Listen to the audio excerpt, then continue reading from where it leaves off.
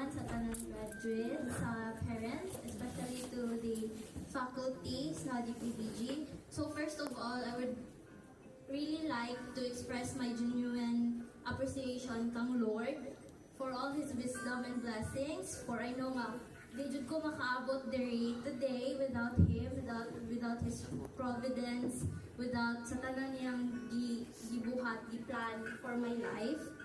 Second, I would like to thank the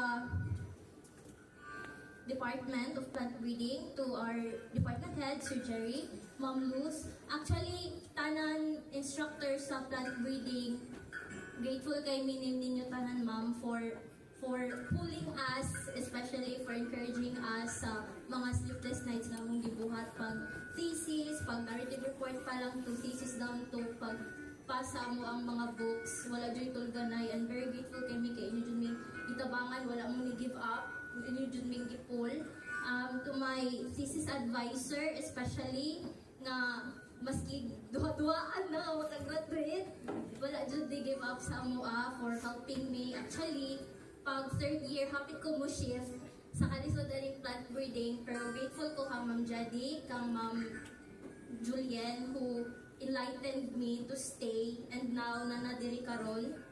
And I would also like to express my genuine appreciation sa ako ang parents, ma, for encouraging me, for always believing in me that I can do it, and also to Christian's family, especially to Tita Ethel, for wholeheartedly welcoming me in their home whenever I'm far from mine, and to the Plant Breeding Batch 2024 for all the memories, for all these konting nga kaon, nga padagat, o pasapa, o na yung taon, palihog lang. Dayon na to na tong kaligaw mga mads.